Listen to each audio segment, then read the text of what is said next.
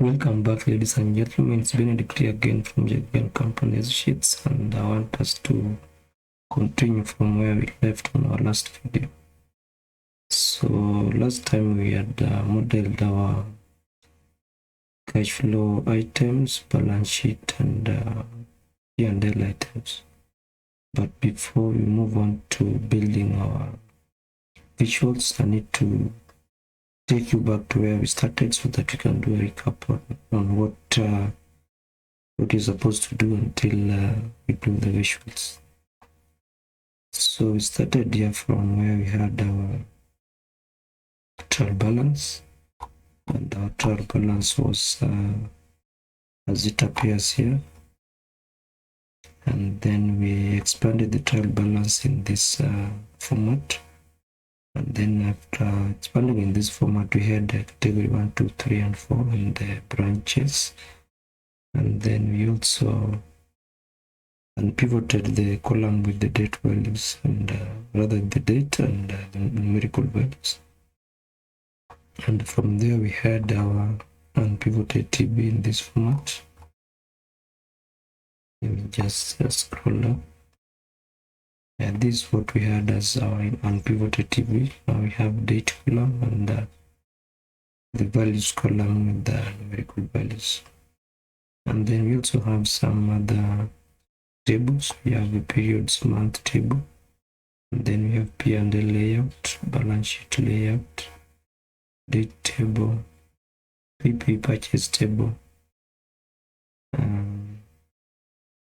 PP sell table, and financing table.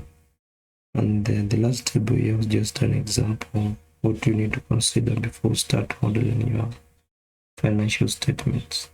So now let me take you to Power BI desktop so that you can see how we can build our visuals. And then before we build our visuals, let's try to do the recap of modeling after loading our tables into BI desktop. We had these tables here, and as TB trial balance table, PP purchase, PP sell, financing table, and the last three P&L items, balance sheet items, and cash flow. We came late after modeling the tables. So what we created as a relationship was between the fact tables and the data dimension tables, and our fact tables here were this the first four tables.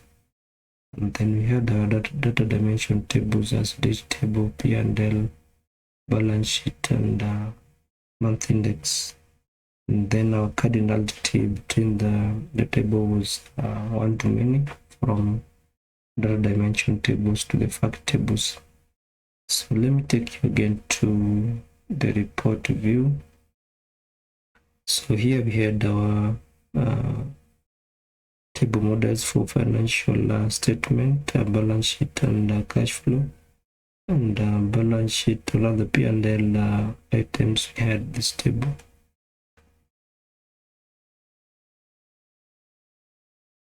We had this table down here as P&L, and this is the code that we had for P&L. And this is the table that we had. Rather, the table for P&L items was this one here, and with the code as you are seeing here. And then we also did balance sheet items, and this was the code for balance sheet items, and down here we had our table for balance sheet items. And then lastly we did cash flow items, and this was the table for cash flow items. And then we also had our code for cash flow items, and we said we are modeling our tables from rather using a table calculator, and from there we can do our visuals. So now let me take you to the report view. And then before we do any visual, Let me try to show you the measures that I did for both balance sheet and P&L.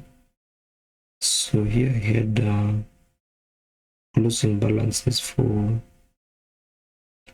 balance sheet as measures. We have periodic figures for other closing balances for December, January, February, and March. And then this is the code that I had for the closing balances for March, and this is the same applies for January and February. What the difference is only the period. Now here we have March, but for January we have January, and February we had a period for February. And then we also have current assets, current liabilities, depreciation. We also have equity and liabilities. We have non-current assets, and then we also have net non-current assets. Rather, we have non-current assets and net non-current assets. And then when we go to P&L measures, we have the figures for 2017, we have figures for 2018, and then we also have figures for both 2018 and 2019 for P&L values, revenue, earnings after tax, cost of sales, and operating expenses. And then we also have values for, and these are cumulative values for January, February, March. We have January, February, and March. And then within cash flow items, we also had a few measures. And then we have the measures of balances for December 2018, or the December 2017, January 2018, February 2018, and March 2018. And now let's try to create some visuals, and then we'll start from P&L, then we'll go to balance sheet, then cash flow. So I'll just click on this, I'll bring in a blank page. Then now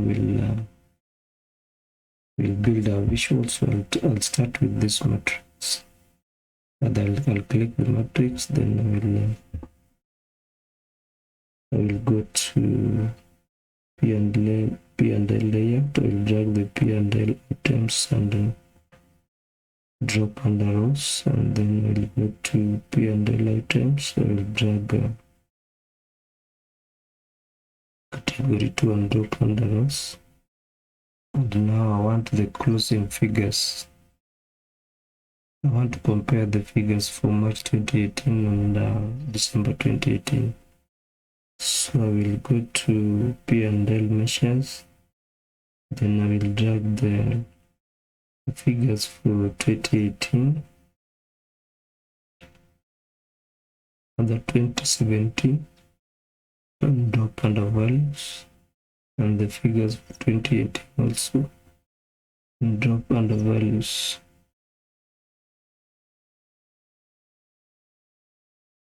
So you already have our figures for both 2018 and 2017.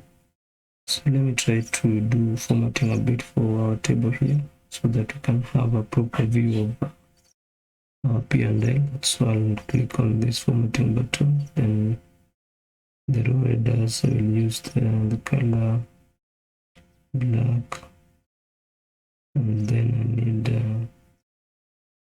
step indentation here. I will increase to 24, and then the font family I will use Cambria. Text size I will increase to 11, and then the plus minus icon I will still leave it as it is. Then I will go down to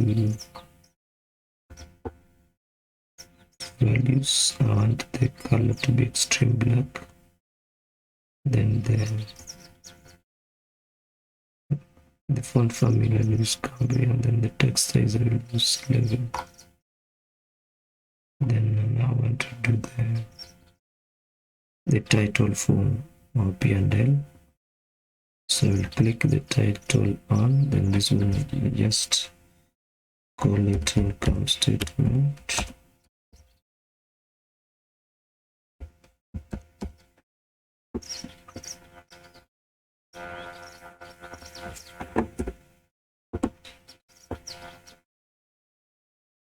Then the font color will use white, and then the background color let me try to use blue. And then the alignment will align it to the center, and then the font text size will be 15. Then we can also try to do a border here, and then our border here will have a radius of 22px, and then the color let me just use extreme black.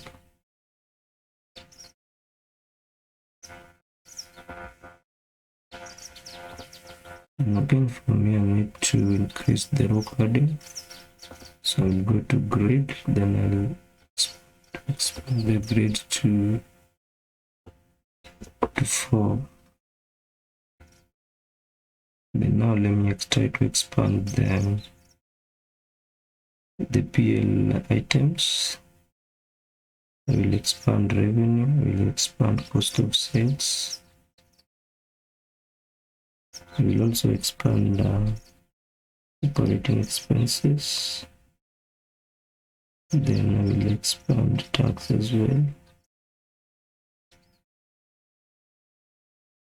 And then I will go to subtotals and change the color of subtotals to different figure, different color.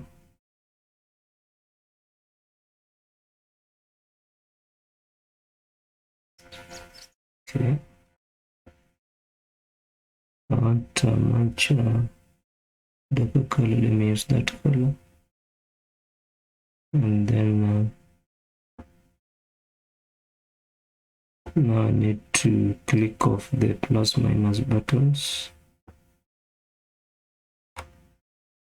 So we'll go to row headers, scroll down, and click the plus minus icons off.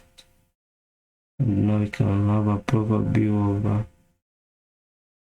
a proper layout of our income statement. But initially I'd said earlier that by default when you load numerical when you load data into Power BI with numerical figures, by default the Power BI will add the column with numerical figures, and then you'll have down there total of the numerical figures column. Like now we have 2017 and 2018. You can see that down here we have total values, but this total values is misleading in terms of what we are looking at in our P&L, because we just need the end result to be earnings after tax, so we don't need this total down here. So what we need to do is to come to our formatting figure, then we'll go to subtotals, then we'll click off those subtotals, and now you can see the layout of our income statement is what one would expect to be an income statement. So here we can now again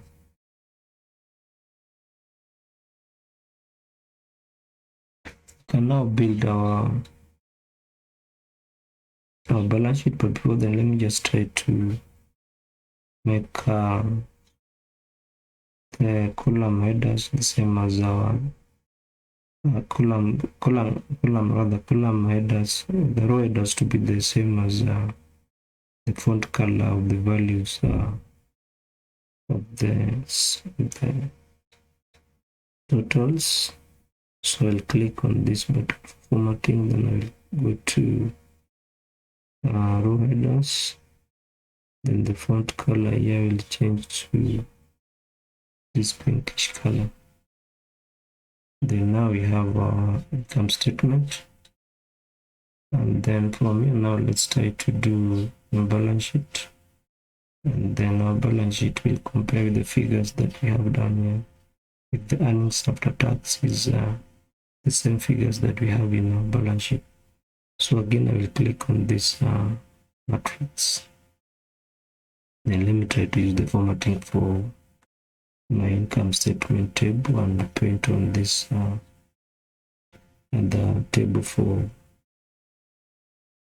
balance sheet. And then again, I will go to balance sheet layout. Then I will drag BS items and drop on the rows. Then I will go to BS items table. Then I will drag BS2 and drop on the rows. And then I will go to BS measures. Then now I want the figures for I want the figures for 2018 and 2017. So I will pick here the 31st December 2017 and drop on the values. Then I will also pick 31st March 2018 and drop on the values.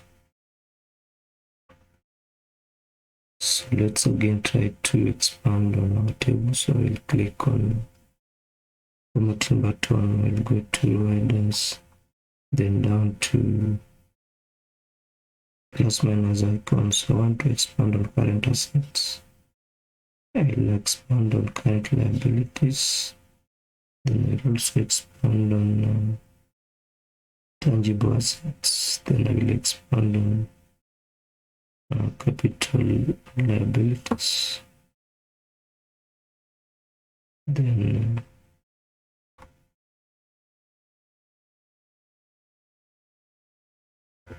again, I also need to date but to give the title to my balance sheet. So I'll go down to title and I'll call this one balance sheet.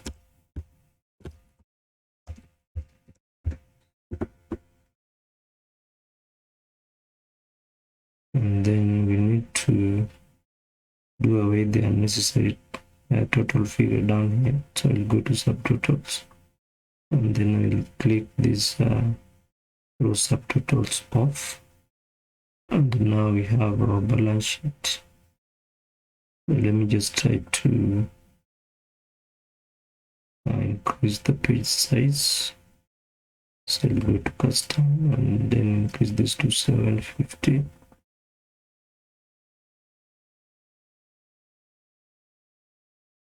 Okay, so I can expand this table here. And this as well. Then now I can click off the plus minus icon by clicking on the riders, then down to plus minus icon and click this one off.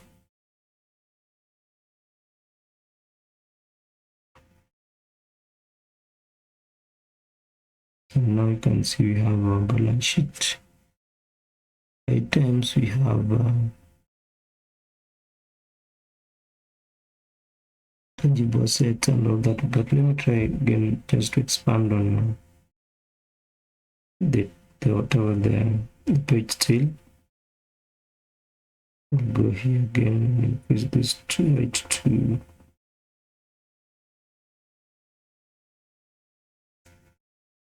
780. Then I want to expand on this.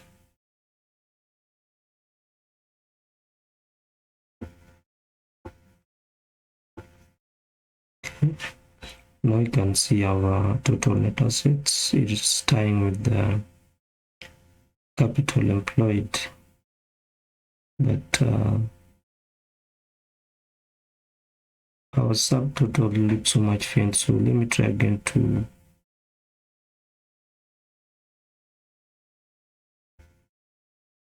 do the formatting for the subtotals and the row headers. So I'll come back here to row headers. I want to use a different color, so let me try green. I think this is much better than the initial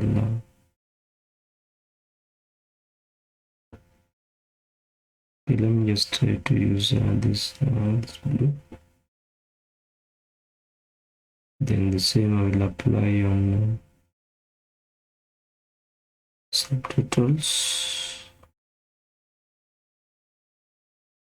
Then I will copy the formatting for that and paint on this one for income statement. And then from here now we can build our cash flow. So I'll click again on this matrix. Then I will go to cash flow items table. Then I will drag this is P&L. I need cash flow items. We'll drag cash flow items and drop under rows, cash items I mean. Then I'll drag subcategory and drop under rows. Then we'll drag 2017 balances and drop under values. And then I'll also drag March 2018 balances and drop under values. So here is our cash flow statement. So let me try to expand on this. We'll expand on the columns that we need to expand. So we'll expand on adjustments. We'll also expand on working capital changes. Then I will expand on investing activities. We'll expand on financing activities. Okay. And then we only need this. We need to expand on those rows. And now I can copy the formatting for this balance sheet table and paint on the formatting for our cash flow. And then again, we don't need the total down here. So again, I will click on this formatting button. I'll go to subtotals. Then I'll click this subtotals option off. And then let me try to increase the row padding for our cash flow. So we'll put this one to 5. Okay. And then now we can see our cash flow. But let me try to explain on the net income for balances as December 2017. We had losses accumulating of 21 value of about 2.1 million, and then we had a net income of 89 for 21. So my assumption was that within the period 2017 we had made losses from that period, and then the income now that, or rather the net earnings that we got on 2017 was positive, and then I added the net income that we got on 2017 with the previous net losses, and that forms part of total net income or net loss. So the figure here is 2082 to 61 as opposed to 89 421. And then when making the cash for 2018, we assume that we did not have we had zero balances at the start. So the end balances are as at December 2017, and the closing balances for that period. So these are our financial statement, but now we need to see if we adjust the figures of our trial balance. What will be the changes in our financial statement? So I will go to this trial balance. Then let me just start with the. Rather, we'll just start. We can only adjust the period for period for March 2018. If we adjust the period for December 2018, it then means that we must adjust again the figures for January, the figures for February, and the figures for March 2013. So let's just try to adjust the figures for March and we see what changes will happen in financial statement. So let's assume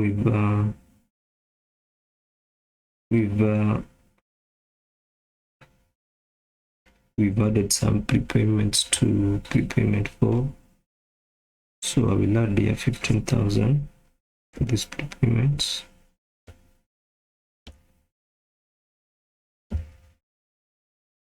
And see we've added prepayment 3 by 15,000. It means that we've reduced our bank balances. So I'll reduce the figure here by 15,000 minus 15,000. So it is bank 5. Let me just try to highlight. And then prepayments 3. So I will save this. We'll save this table. Then let's go to Power BI desktop. And then now, before we refresh, let's see what we have as cash and bank balance. We have 306 and 36. And then a closing figure for cash flow for the bank balances are the same with what we have in our balance sheet. And then our total net assets are tying in the capital employed. And then now we've adjusted in prepayments, and now we see within our balance sheet, before we refresh our Power BI, we have 130,997. So we want to see when we refresh what happens to our prepayments and what will happen to our closing balance in terms of cash flow and the net assets and capital employed. So let me just try to click on refresh.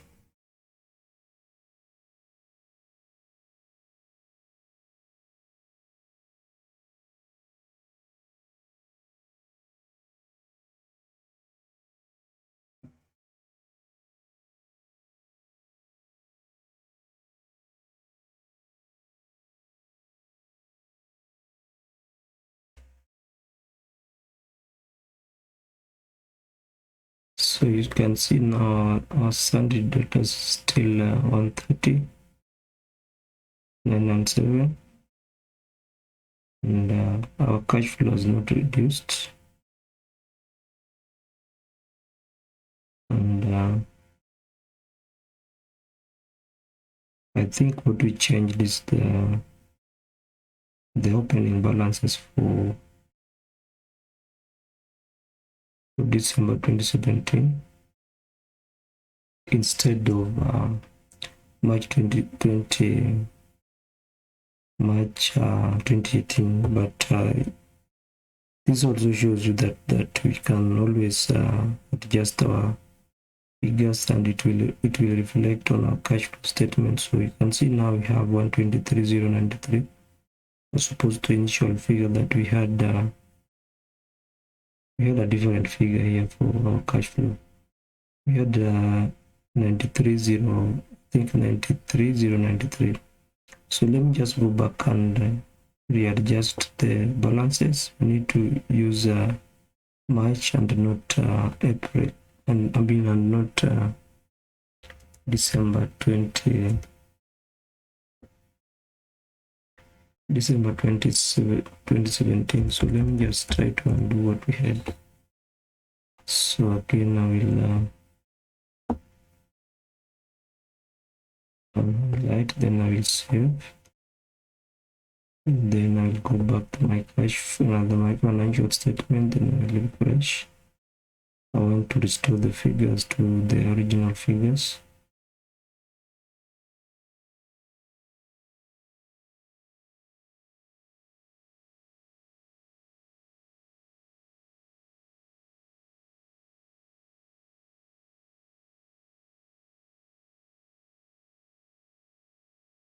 My system is very slow. Yes, we had 138,093, and balance sheet and cash flow is time. So let me just try again, go back again to trial balance and update, adjust the period March. So here, instead of using prepayment, let me try to use customer 2. So here I will highlight.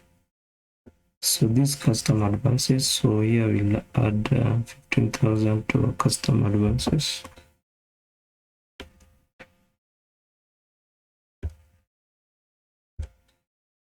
Then it means our cash also has increased by 15,000 because this is our customer advance. So I will go to bank and increase bank by 15,000. So let me try to choose the bank line. So here I will increase by 15,000.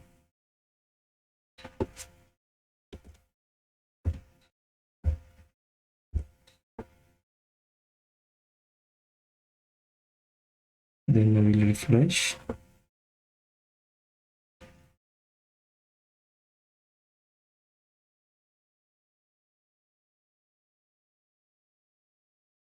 So we want to see our net bank balance is increasing by 15,000, and then advance is also increased by 15,000.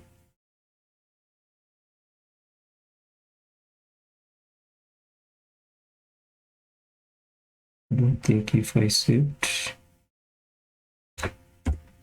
So let me try to save. Let me save again and then let me refresh.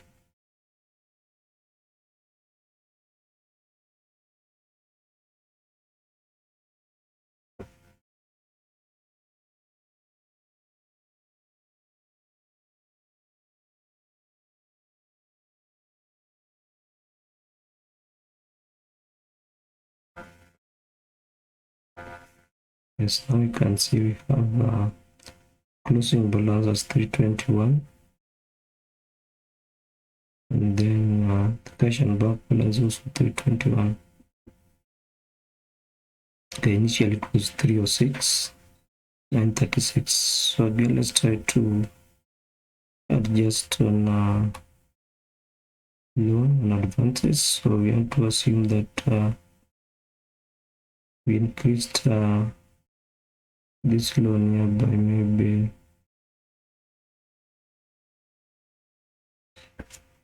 we got some loan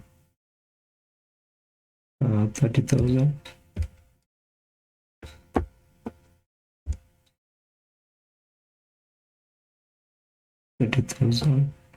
And with the same loan we bought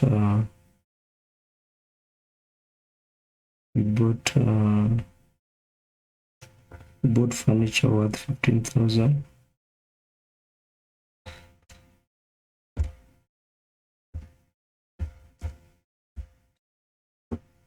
Okay, furniture we bought worth 15,000 from the 30,000. So it means our cash, our bank balance increased by 30,000, again reduced by 30,000. So when we got loan, we increased our bank balances by 30,000 plus 30,000, and then when we purchased furniture worth 15,000, we reduced our bank balances by 15,000. So that's what I've done here. And then when we bought our our furniture, we must record that here. So this was 31st 2018. Okay, the period was March.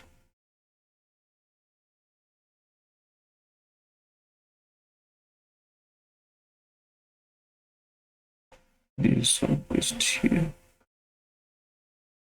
and then it was PPE. This was furniture.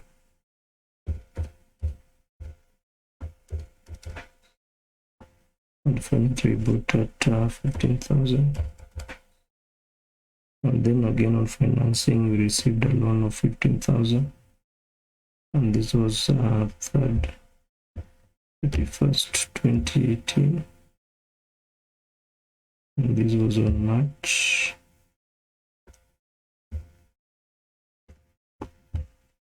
Then the quarter was Q1, the year was 2018, and the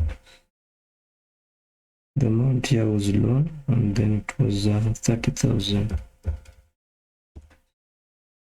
So I will save this one. Then let's try to see the reflection of the same on our cash flow and balance sheet items. So currently we have cash and bank balance as 321,936. Cash flow end balance is also the same, and then we have our tangible assets at 87,473, and then now we also have our investing activities as 25, and then financing activities we don't have anything in March 2018. So let me try to refresh and we see what happens.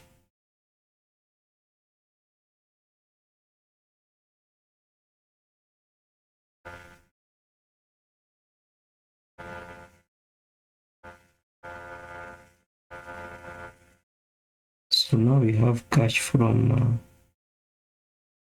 from long-term loans at 30,000. We injected 30,000, and then we also have cash used in investing activities as 40,000.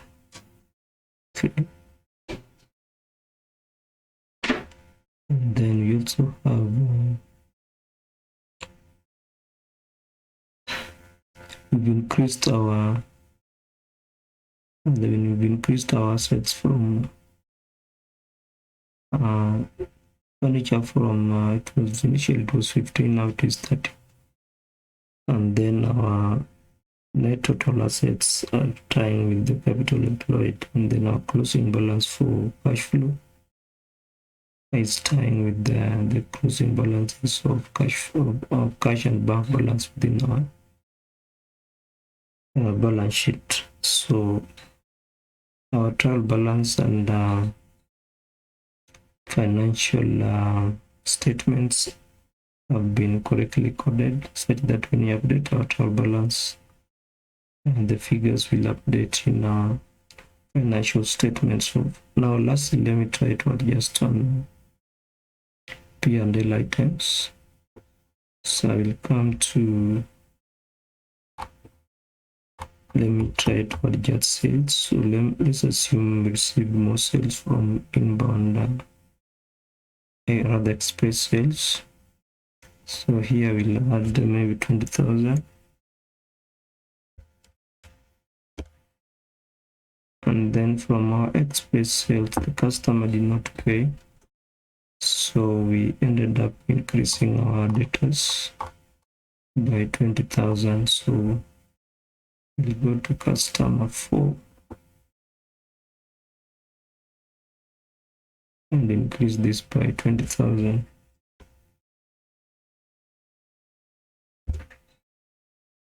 Then I will save. And now let's refresh our financial statements. We want to see the changes in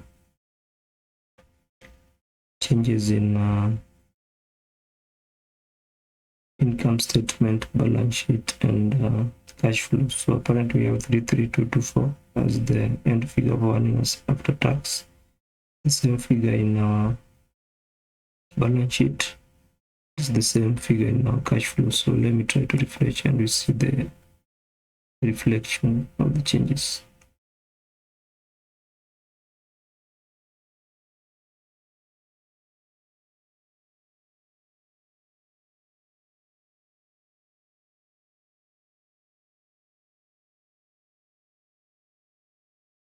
So now you can see here we have 353 to 64, and then our debtors have increased, and we have now created sundry debtors now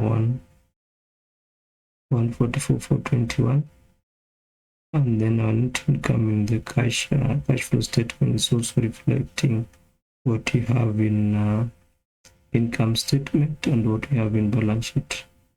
And then the closing figures for our cash flow statement is 336 and 36, the same with what we have in balance sheet. Because here we just made a sale, but we did not receive any cash. We only increase the value of our debtors. So, ladies and gentlemen, that was how we've modeled our financial reports, and we've coded we've made a code that is rightly connected with your trial balance, so that when you adjust your trial balance, the figures will be connected to the figures will be adjusted to your financial statement accordingly. So the question that one would ask is it possible that you can do this one year in, year out, or you can do this for a period of years, or must you do it on a monthly basis or a yearly basis? No, you can do your coding for a whole year, for 2 years, 3 years, 4 years, or 10 years. But now what you must consider the line items that must appear in your financial statements. So whatever has to appear in your financial statement must be put on your code, and then they must tie with what you have in your balance.